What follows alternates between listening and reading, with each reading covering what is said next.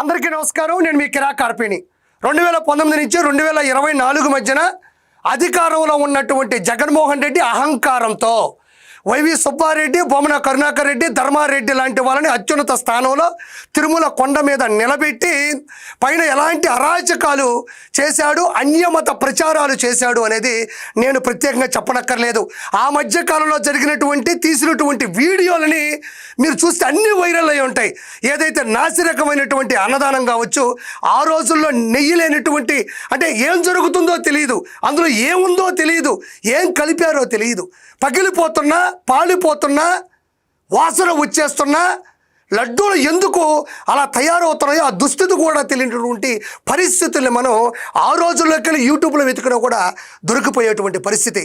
పైన గోండాయిజాలు, మద్యం, మాంసాలు, సీసాలు, సిగరెట్లు, మత్తు గంజాయిలు, వీటన్నిటి గురించి కూడా మీరు ఆ రోజుల్లో వెళ్ళినప్పుడు మీకు బాగా తెలుసు. ఆ వీడియోలు చూసినా కూడా వైరల్ అయినటువంటి పరిస్థితి. 2024లో కూటమి ప్రభుత్వం అధికారంలోకి వచ్చిన తర్వాత చంద్రబాబు నాయుడు గారు జరిగినటువంటి ఆ తప్పులన్నింటినీ కూడా పూర్తి స్థాయిలో తుడిచిపెట్టాలి, హిందువుల యొక్క పవిత్రమైన అంశమైనటువంటి కలియుగ శ్రీ వెంకటేశ్వరుని కాపాడాలి అన్న దృక్పథంలో కలియుగ దైవం వెంకటేశ్వరుని అతి పవిత్రంగా ప్రేమించేటువంటి స్వతహాగా హిందువు, సనాతన హిందువు, ఆ వెంకటేశ్వరికి పరమ భక్తుడైనటువంటి బిఆర్ నాయుడు గారిని రంగంలోకి దించి చైర్మన్ పోస్టులో కూర్చోబెట్టడం జరిగింది. ఆయన చంద్రబాబు నాయుడు గారి యొక్క సహకారంతో కొండ మీదకి అడుగు పెట్టగానే ప్రక్షాళన గావించడం జరిగింది. ప్రక్షాళన గావించే విధానంలో పూర్వం ఏ తప్పులైతే జరిగాయో వాటి మీద నిఘా పెట్టడం, వాటి మీద సిబిఐ సిట్ విచారణకు కూడా దారి తీయడం కూడా జరిగింది. అయితే తిరుమల శ్రీవారి లడ్డు ప్రసాదంలో 0.1% కూడా పాల పదార్థాలు లేని విషపూరిత రసాయనాలు కలిగి ఉన్నటువంటి 20 కోట్ల లడ్డూల్ని ప్రపంచానికి పరిచయం చేసి పంపిణీ చేసి పనిచేసినటువంటి చరిత్ర. అంటే పూర్తి స్థాయిలో కల్తీ, అంటే విషపూరితమైనటువంటి రసాయనాలతో కూడినటువంటి నెయ్యితో ఉండేటువంటి లడ్డూలు తయారు చేశారు అని సిబిఐ సిట్ సుప్రీంకోర్టుకి ఇచ్చినటువంటి ఛార్జ్ షీట్లో కూడా ప్రాముఖ్యంగా బయటపడింది. ఎవరు అరెస్ట్ అవుతారో తెలియదు, ప్రజలకి ఆ వీడియో కూడా వైరల్ అవుతుంది. దాంతోపాటు పరకామణి చోరీ చెయ్యిట పెట్టి ఇక్కడి నుంచి తీసుకొని ఇక్కడ పెట్టుకొని దొరికిపోయినటువంటి పరిస్థితి. దానికి సంబంధించినటువంటి ఒక పోలీస్ అధికారిని కూడా రన్నింగ్ ట్రైన్లోంచి కింద పడేసి ఆయన చనిపోయినటువంటి పరిస్థితి. దాని మీద కూడా ఆరా తీసి తీరా చూస్తే చాలా విషయాలు బయటపడుతూ ఉన్నాయి. అదేవిధంగా ఖాళీ మద్యం సీసాలు పొతల్లో దొరకడం, ఏ కారులో అయితే వచ్చారో బెరుగ్గా చూసుకుంటూ అక్కడ పడేసి వెళ్ళిపోతే వాళ్ళను కూడా అరెస్ట్ చేసినటువంటి పరిస్థితి. ఇవన్నీ కూడా పూర్తి ఆరోపణలు మాత్రమే కాదు, నిరూపణల ఆధారాలతో కూడా బయటపడ్డాయి. జనాలందరూ కూడా విశ్వసించినటువంటి పరిస్థితి, వాళ్ళు చీకొడుతూ ఉన్నారు. ఎలాంటి ఉద్దేశంతో ఉన్నప్పుడు మన పరిస్థితి ఏంటి, ఏ విషయంలో, ఏ అగాధంలో ఎవరు ఎప్పుడు జైలుకి వెళ్తారో, ఎవరికి ఎప్పుడు బెయిలు రాదో అన్న ఆలోచనలో ఉండేటువంటి జగన్మోహన్ రెడ్డి ఏం చేయాలి, కొరక రాని కొయ్యగా ఉండేటువంటి బిఆర్ నాయుడు గారిని ఏదో ఒకటి చేయాలి, ఆయన్ని అప్రతిష్ట పాలు చేయాలి, వ్యక్తిగత హననం చేయాలి, ఏదో ఒకటి సృష్టించాలి, అతను ప్రపంచం మొత్తం అతన్ని చీకొట్టేలా ఏదో ఒకటి చెయ్యాలి అని అతను అనుకోవడం జరిగింది. అయితే ఏఐ, ఆర్టిఫిషియల్ ఇంటెలిజెన్స్ అని ఒక అత్యున్నతమైనటువంటి టెక్నాలజీ ఒకటి ఇప్పుడు ప్రపంచానికి పరిచయం అయింది. దానితో మార్ఫింగ్ వీడియోలు, మార్ఫింగ్ ఫోటోలు, ఆయన పర్సనల్ లైఫ్లో తన కుటుంబానికి సంబంధించినటువంటి ఇంకొక కుటుంబానికి ఉన్నటువంటి రిలేటివ్స్ వీళ్ళందరినీ కూడా ఒక విధంగా మిక్స్ చేసి తప్పుడు ప్రచారాలు ఫిక్స్ చేసి ముందుకు వచ్చినటువంటి పరిస్థితి. అయితే ఆ వీడియోని క్రియేట్ చేసింది సాక్షి వాళ్ళే, వైఎస్ఆర్సీపీ వాళ్ళే, వాళ్ళకు సంబంధించిన వాళ్ళే, వాటిని వైరల్ చేసింది వాళ్ళే, వీడియోని క్రియేట్ చేసింది వాళ్ళే, దాన్ని డీప్ ఫేక్ వీడియోని క్రియేట్ చేసింది వాళ్ళే, సర్కిల్ చేస్తుంది వాళ్ళే, వైరల్ చేస్తుంది వాళ్ళే, లైకులు కొడుతుంది వాళ్ళే, కామెంట్లు పెడుతుంది వాళ్ళే. కానీ ప్రపంచవ్యాప్తంగా ఉన్న శ్రీవారి భక్తులు మాత్రం పైన కొండ మీదకు వెళ్ళి వచ్చిన వాళ్ళే కదా, అక్కడ పరిస్థితులు తెలుసు. ఇంకోటి, కూటమి ప్రభుత్వం మీద ఒక నమ్మకం తెలుసు. జగన్మోహన్ రెడ్డి సొంత చెల్లిని, కన్న తల్లినే క్యారెక్టర్ అసాసినేషన్ చేయించినటువంటి వ్యక్తి, వ్యక్తిగత హననం చేయించినటువంటి వ్యక్తి. సొంత చెల్లెలు పసుపు చీర కట్టుకుంది అని ఎంత దుర్భాషలు ఆడించాడో, సోషల్ మీడియాలో ఎంత దారుణంగా తిట్టించాడో ప్రత్యేకంగా చెప్పనక్కర్లేదు. సొంత చెల్లెలు లాంటి అయినటువంటి సునీత గారి యొక్క ఫాదర్ని చంపేసి ఆవిడ రోడ్డు మీద పడేసి ఈ రోజున కూడా ఆవిడ బిక్కుబిక్కుమంటూ అనాథగా అగాధంలో బతుకుతున్నటువంటి పరిస్థితి. కుటుంబంలో ఆడవాళ్ళకి విలువని ఇవ్వడు, నిలువు నీడని ఇవ్వనటువంటి ఆ వ్యక్తి ఈరోజు శక్తి విషయంలో తప్పు చేయడా? మీకు తెలియని విషయం ఏముంది? సో కాబట్టి అసలు ఏంటి ఈ విషయం ఒకసారి మన ప్రూఫులతో సహా. బిఆర్ నాయుడు గారు తప్పు చెయ్యలేదు. బిఆర్ నాయుడు గారిని కావాలని అగాధంలో పడేయాలి, సామాన్య ప్రజలని ఏదో ఒక విషయం మీద పక్కకు తీసుకెళ్ళాలి, కల్తీ నెయ్యి వివాదంలో మ్యాటర్ని డైవర్ట్ చేయాలన్న పరిస్థితులు ఒకసారి మనం చూద్దాం. ఇక్కడ చూడండి, వైఎస్ఆర్సీపీ స్టూడెంట్ వింగ్, ఇది ఎక్స్లో పోస్ట్ పెట్టారు చూడండి, వాళ్ళ అఫీషియల్ పేజ్ అనుకుంటాను. Disturbing footage circulating online allegedly involving BR Naidu. If authentic this raises serious questions about conduct at the highest level of Tirupati Devasthanams. Devotees desire transparency and accountability. Silence will only deepen mistrust. అంటే BR Naidu గారు మీ మీద ఒక video చక్కర్లు కొడుతుంది, viral అవుతూ ఉంది. అదే గనక నిజం అయితే మీరు చాలా ప్రశ్నలకి సమాధానాలు చెప్పాల్సి ఉంటుంది. ఎందుకంటే మీరు ఒక ప్రతిష్టాత్మకమైన పవిత్రమైనటువంటి కొండ మీద ఉండేటువంటి ఒక అతిపెద్ద పోస్ట్లో ఉన్నారు. విలువలు, విశ్వసనీయత, పారదర్శక సంబంధించినటువంటి అంశం కాబట్టి మీరు మౌనంగా ఉండడం కూడా, మీరు మౌనం అంగీకారం. మీరు మౌనంగా ఉంటే అంటే ఇదిగోండి, silence will only deepen mistrust. అంటే మీరు మౌనంగా ఉంటే ఒప్పుకున్నట్టే అన్నారు. అసలు నేను అడిగే క్వశ్చన్ ఒకటే వీళ్ళందరికీ కూడా. ఆయన బ్రహ్మాండంగా ప్రెస్ మీట్ పెట్టాడు, ఆయన ఏం భయపడలేదు, ఆయన ఏం దాక్కోలేదు, దర్జాగా వచ్చాడు, ప్రెస్ మీట్ పెట్టాడు, తగ్గేదలే అన్నాడు. నా కుటుంబం మీద కావాలనే నేను తిరుమల గురించి గొప్పగా ఆలోచిస్తూ ముందుకెళ్తుంటే గొప్ప స్థానంలో ఉంటే నన్ను దిగజార్చడానికి, నన్ను వ్యక్తిగత హరణం చేస్తున్నారు, నా జీవితాన్ని నాశనం చేసి నేను ఇమ్మీడియట్లీ ఆ పోస్ట్ నుంచి బయటకు వచ్చి నేను పక్కకి వెళ్ళిపోతే, అంటే తిరుమలకు సంబంధించినటువంటి నేను ఏదైతే విషయాలు బయట పెట్టానో ఆ విషయాల్లో నేను కరెక్ట్ కాదు, నేనే కరెక్ట్ కాదు అని నిరూపించే పరిస్థితిలో వీళ్ళు కావాలనే నన్ను ఇలా చేస్తున్నారు, నేను ఎవరికీ భయపడనని. ఆయన తప్పు చేయలేదు కాబట్టే, తప్పుడు వ్యక్తి కాదు కాబట్టే ఆయన నేరుగా వెళ్ళి కేసు పెట్టడం కూడా జరిగింది, కేసు ఫైల్ చేయడం కూడా జరిగింది. నిజంగా ఆయన తప్పు చేసేవాడైతే అసలు దీని గురించి అసలు స్పందించడు, దీని గురించి అసలు నాకు వద్దును ఒప్పుకుంటాడు, లేదంటే తప్పుకుంటాడు. ఆయన కేవలం కేసు కూడా ఫైల్ చేయడం జరిగింది. ఎవరైతే అకౌంట్స్లో షేర్ చేస్తున్నారో వాళ్ళందరినీ కూడా కనీసం ఒక 2-3 రోజుల్లో అయినా సరే వాళ్ళందరూ కూడా అరెస్ట్ చేసే పరిస్థితి ఉంది. ఎందుకంటే ఇది చాలా దారుణమైనటువంటి విషయం. అయితే చూడండి, ఇక్కడ అసలు ఆ వీడియోలో ఏముంది, ఆ వీడియో కరెక్టా కాదా, వాళ్ళు ఏఐ ద్వారా చేశారా లేదా, అది డీప్ ఫేక్ వీడియోనా కాదా, అది మార్ఫింగ్ ఫోటోలతో వచ్చినటువంటి వీడియోనా కదా, మొత్తానికి ఏంటి అనేది నేను మీకు కళ్ళకు గట్టినట్టుగా ప్రూఫులతో సహా ప్రూవ్ చేస్తా. చూడండి, ఇలా చూడండి, ఇవన్నీ వీళ్ళు పెట్టినటువంటి పోస్టులు ఇవి వాళ్ళు సహజంగా పెడుతూ ఉంటారు. మనందరికీ ఆర్టిఫిషియల్ ఇంటెలిజెన్స్లో చాట్ జీపీటీ, గూగుల్ జెమినీ బాగా తెలుసు, విపరీతంగా వాడుతున్నాం. దాంతోపాటు సమానమైంది మధ్యలో వచ్చింది ఏదైనా ఉందంటే గ్రోక్.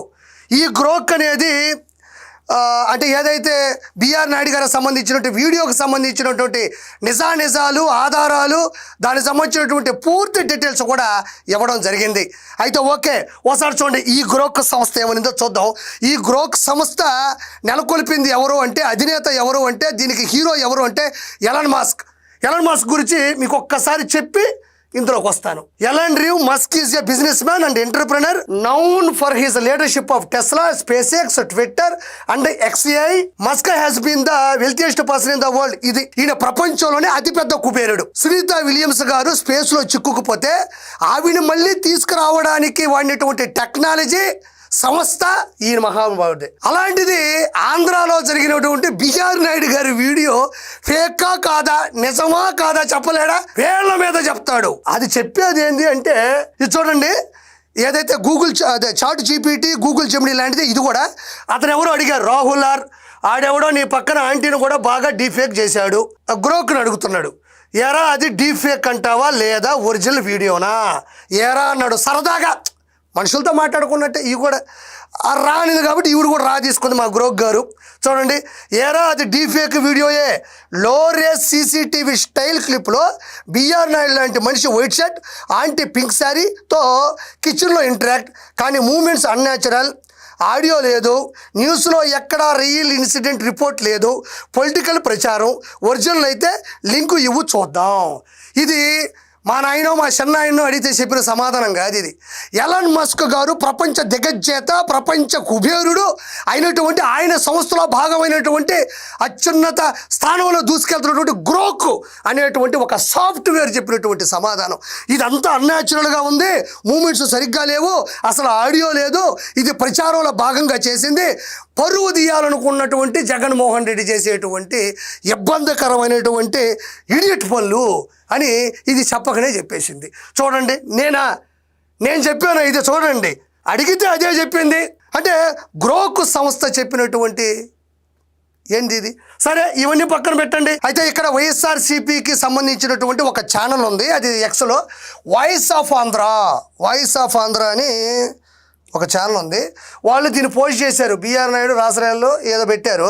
సో ఇది వీడియో, ఇది చూడండి, ఇది బిఆర్ నాయుడు గారు వీడియో, వాళ్ళు చేసినటువంటి విష ప్రచారం వీడియో వైరల్ చేసినటువంటి ఇది. దీనికి సంబంధించినటువంటి ఎక్స్లో ఉండేటువంటి ఈ వీడియోకి సంబంధించిన లింక్ ఇక్కడ ఉంది. ఈ వీడియో సంబంధించి వీళ్ళు ఏదైతే ఫేక్ వీడియోని వైరల్ చేస్తూ ఉన్నారో, విచిత్రంగా మాట్లాడుతున్నారో, ఆ వీడియోకి సంబంధించినటువంటి లింక్ ఇక్కడ ఉంది.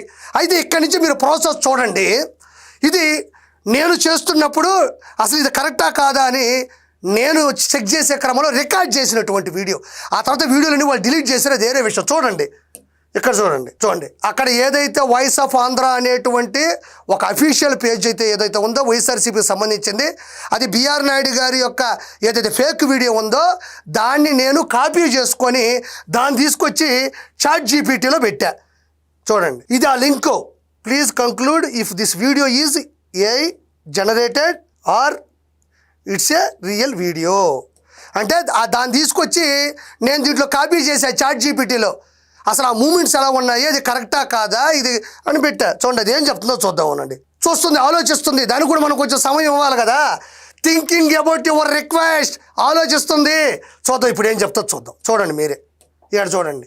The video in this exposed from voice of Andhra is AI generated deep fake video.